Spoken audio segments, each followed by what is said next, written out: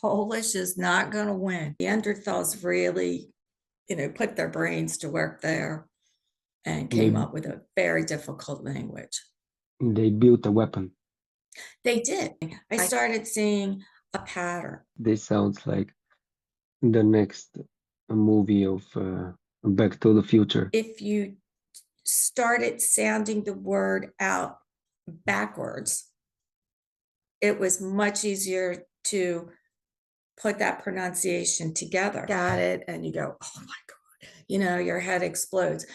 This is round 2 with Cynthia, one of my most dedicated students, and she's going to tell you about pronunciation hacks and also how she understood one of the most difficult things in the Polish language, which is the aspect of the verb. After our conversation, wait a few seconds, don't switch to TikTok or anything, just wait a second and you see the part where I use AI and do certain things around what she said.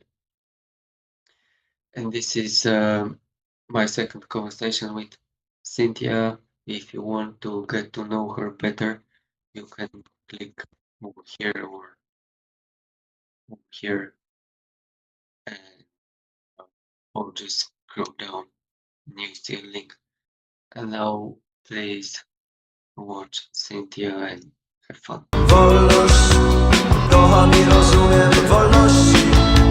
Oddać nie umiem. Wolność, kocham i rozumiem wolności. Oddać nie umiem. Let's start with the pronunciation techniques. What are they and how do you use them? Well, as you know, I have a problem with certain letter combinations, which I know we'll get to later. And somewhere along the line, I read in a book, but I don't remember which book, that in Polish, if you started sounding the word out backwards, it was much easier to put that pronunciation together. So I tried it and it does work. And so I have been using it for a really long time, and it just works. And how exactly do you do that? You would go like nie, sienie, żeszenie, ostrzeżenie. Okay, nice. So it does work, particularly for me when you have those words that are mostly consonants and you have like no vowels. Yeah. So I have found that very helpful. Like I say, I'm not sure where I saw it. I've just seen like it's been a thing that I've used the whole time. Okay. And have you used any other, techniques or something? Well, I also listen when there's a word, like I hear it in my head, but it won't come out. So I listen to it over and over and over and over again till I think I have it. And that also helps me. But my problem is I hear it in my head, it just won't come out on some of those, those letter combinations. Or like you tell me, don't look at the word, because I can say it if I don't look at the word. Looking at the word with all those combinations, it just doesn't want to work. So that also helps. If I know what the word is, I don't look at it. Okay. And what about the aspects? Well, see, the aspects for me, that caused me the least amount of migraines of anything in the Polish grammar that I have learned. I just did, initially when you sent it to me, you look at it and you go, oh my God, your head explodes. But when I sat down and I really tried dissecting the information that you sent me, I started seeing a pattern. Like initially I was just looking at those trigger words that you sent with the list, and that was helpful. But then I just kept reading the information, and all of a sudden to me, it reminded me of learning conjugating verbs in 7th grade with Sister Edmond. And it took me back, and the aspect verbs remind me of the future and past perfect tenses in English. So initially, because my Polish brain doesn't work all the time, so I have to, when I'm learning something new, I have to do it in English. So how would I say this in English? But then it dawned on me, when I would say it in English, if it was a one and done, it was the perfective form of the verb. Because, like the whole time until we learned aspects, initially, especially in the beginning where you're looking up all the verbs, and you'd see the verbs on, ePolish, and it would say perfect or imperfect. And I didn't know what the difference was. Always wondered. So now it makes sense. But that became my litmus test. I would ask myself, is this a one and done, or is it something that I'm doing over a period of time? So if it's a one and done, I know to use the perfective form of the verb. And if it's, a period of time, then I don't. And I actually was talking to my aunt, who I only have one aunt left that speaks Polish, and they just knew the language. They did not know how. I think I had 2 older aunts that went to Polish school, but most of them could only speak. And she would say to me, "Oh, Cynthia, I don't know what you're talking about. It's, blah, blah, blah, blah, blah." So I used I said, okay, well, let's pick a verb. So I said, if you were going to say, I'm going to call, someone, what would you have said? So she used the imperfective form of dzwonić. And then I said, now, if you said, I called somebody, what would you have said? And she said, zadzwonić. I said, there you go. I said, Yeah. there you go. And she goes, oh, okay. I said, but see, you all just learned it naturally. So you don't think about all these things in your head, like, I have to do. Where if you had taught me Polish, I wouldn't have to be going through all this. So it was just something she did automatically. And my mother did, and everybody else did. But so that's what I do. Is it one and done? So I don't actually even worry very much about the trigger words. Yeah. I just, in my head, is it a one and done? All right. And you also have come up with some unique way of remembering the conjugation of the future. Oh, I don't know if I can explain that very well. It confuses me when I listen to myself. But let's try. But that was another thing. I'm a visual person, but it has to jump out at me. So you sent me that one chart, which I redid because it hurt my head to look at what you sent me. And I think it goes back to being an admin for so many years and doing charts, and you need information to jump out at people so they're, you don't have to look very hard. And so as I'm redoing that chart, I'm looking at the pattern.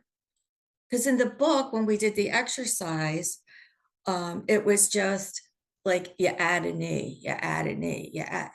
And I'm like, it just doesn't make sense to me. How are you going to know that's the future when you're just it's like the present? So as I'm redoing that, the information that you sent me into a chart, I noticed there was a pattern that even though there is no present form of the perfective verbs, the future is conjugated as if they're, as the present form in an imperfective verb.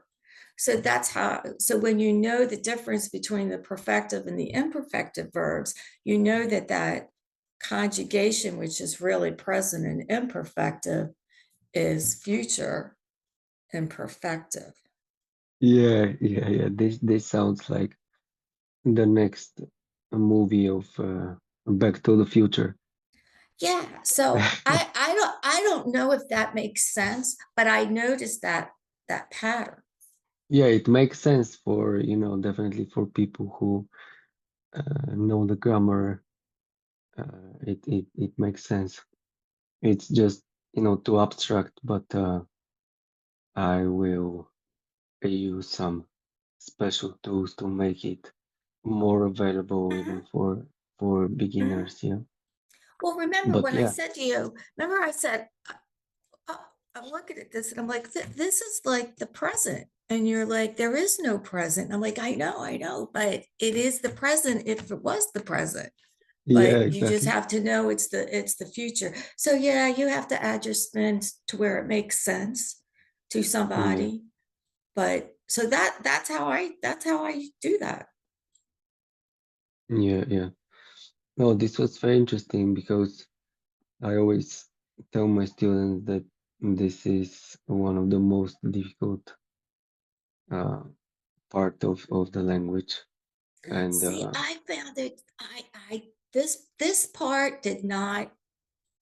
This part didn't drive me crazy. I didn't have to get up and walk away like I so often do and come back to it. When it dawned on me what it was, I just felt like I was back in seventh grade, conjugating those verbs. And even Aunt Mar said to me, she goes, "Did you ever think you'd thank a nun for teaching you something?" I said, "I know, right?" yeah, So yeah. So I thank Sister Edmond for making us conjugate all those verbs in every tense since seventh grade. yeah, yeah. No, really, I think this can be helpful also for other students. Um, so you've been in this project. This is your round two now, and do you find watching podcasts with other students helpful, like motivation? Do you see like your motivation has increased, or how do you feel about it? I find it interesting. I find it helpful because everybody learns different ways. Everybody has what works for them, but somebody may always have a way that's better than yours. Like I try to keep things simple. I was in a study group at one time with a group of women that I was on an online course for, and they made things so much harder than it needed to be, where we were all trying to do it the same. So we all had the same information when we were do our study group, but it was just too much for me. So over time, I've simplified. Simpler is better for me. But then again, somebody else may have something that's simpler. Yeah, So I'm very open to new ideas. I don't think my way is the best way. It may be the best way for me, but somebody else may have an idea that makes my best way better for me. yeah, So yeah. I'm very open to other ideas. Other people, we've all struggled, we've all faced the same challenges, and we all overcome them differently. But like I say, somebody may have a better way than you do. So I do like to watch the podcast. I do. And what do you wish someone had told you at the very beginning when you started learning Polish? That we're going to go to my Neanderthal story now. Um, that when the Neanderthals got tired of grunting to each other and decided to form a language, that they would come up with one of the most complicated and difficult languages to learn. That it would take you years and years and years, and you're still not there. And I think they did it on purpose. But yeah, that's what I wish someone had told me, that the Neanderthals really put their brains to work there and They came up with a very difficult language. they built a weapon. They did. I think they did. This kept when your invaders came in, they had no idea what you were saying. And because it was so hard to learn, they couldn't learn it. So yeah, Yeah, I think it was done on purpose. I do. I'm sure it was. Yeah, those Neanderthals, they weren't as dumb as people thought. Oh, when it comes to your learning strategies, have they changed or evolved over time? I think they have, because I'm not going to put all the blame on that study group, because in the beginning, I would do things very complicated too, where I would think it was simple, but it really wasn't. So I had list and list and list and list of things, where now I have it just down to one. I have two binders. I have one, which is my word list, the ones that I've learned that I use frequently. And then I have another book that has the information, like that you've given out, that when we're learning something and you send me handouts, those handouts. And then I have some of the verbs and they're conjugated, the ones I have a really difficult time with remembering. So I have particularly the verbs of motion, because they're not my favorite. So those are in there because I find those very difficult. So I've simplified myself down to two books. The majority of the time I use my word list book, but there are times that I have to go back to look in the other book, for like the numbers, the years, because your years are very complicated for me. Yeah, So I'm afraid you're right. They are yeah, very they're very difficult, not only complicated. for you, but for everyone. Right. So I've simplified it down to those two books, and that works for me. Where in the beginning I would have a binder and it might have 50,000 tabs in it, and you're trying to sort things out by like verbs and nouns and adjectives, and that was just too much. So I have it all down in one.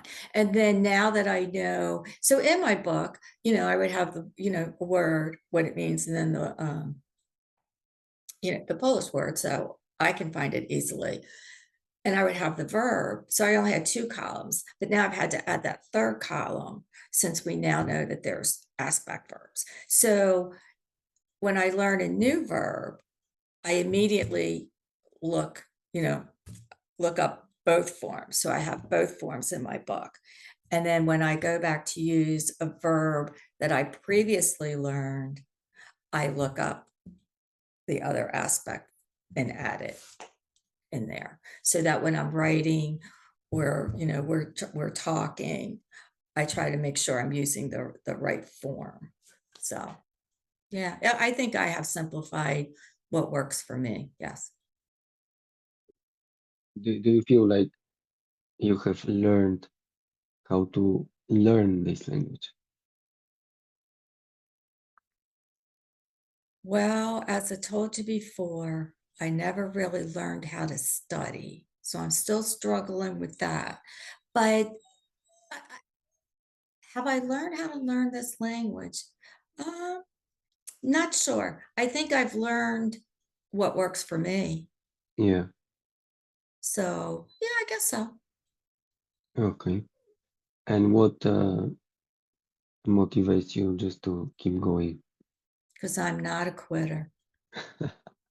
I'm not going to quit. And I'm still going to go back to what Laura said. Polish is not going to win. It's not going to win. If I were going to quit, I would have quit in the very beginning when I started taking in the Polish Alliance. But as frustrating as it is, I like it. It's challenging. I like a challenge. And I just want to learn it. It's something that I have made up my mind that I want to do. And I'm going to do it. Might kill me, but I'm going to learn it. Excellent, excellent. This was just beautifully said. So yeah, I think we can wrap up with this one, and Okay. thank you for sharing your experience, and see you in the next one. Okay. Thank you. All right, so here is what you do when you get confused with Polish grammar, which is going to happen from time to time.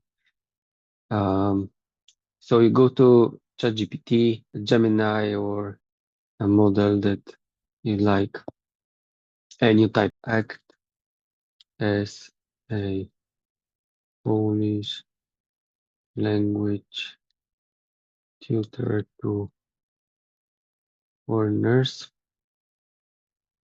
Wait for my next instruction. And then your next instruction is I am learning Polish as a second language. What can be useful for me from the following? And then you get on to the video you want to learn from. You go here to the right on transcript and summary. You click here on arrow, and then you have the transcript. You click over here, copy transcript. You get back to ChatGPT. You paste it here, and let's see what happens. Obviously, ChatGPT knows about the backward pronunciation technique, szczęśliwy, which is definitely a difficult word to pronounce in Polish. So we have like w, szliwy, szczęśliwy, szczęśliwy. You can also type your own word, for example, sprzątać. And you can experiment with different words. Ideally, you can do this with, people who speak Polish. Maybe you have a wife, a husband, a boyfriend, a girlfriend, Polish language partner, or a Polish teacher. The one and done rule, this is what Cynthia was talking about. And let's say you want to understand the other aspect, which is the imperfective. Imperfective, niedokonany, process, repetition, habit. And let's say we don't understand this, because let's say this is very confusing for us. Imperfective. And then we type something like, can you explain the imperfective at 10 years old? Imperfective means you're doing something or you do it a lot, but you're not saying it's finished. Imagine a video game. You're playing a game. Your mom asks, what are you doing? You say, I'm playing. In Polish, gram. That's imperfective because you're still doing it. It's not done yet. Now let's try imperfective past. So when you talk about something you were doing or something you did many times in the past, but you don't say it's finished, that's imperfective past. I was doing something or I used to do something, that's imperfective past. I was eating pizza when you called. In Polish, jadłem pizzę, kiedy zadzwoniłeś. Chodziłam do szkoły codziennie. I just wanted to show you how you can use AI to get more of whatever you watch about the Polish language, and I will definitely show you much more in my ultimate Polish language online course. Thank you and see you in the next one. Wolność, kocham i rozumiem wolności. Oddać nie umiem wolność, kocham i rozumiem.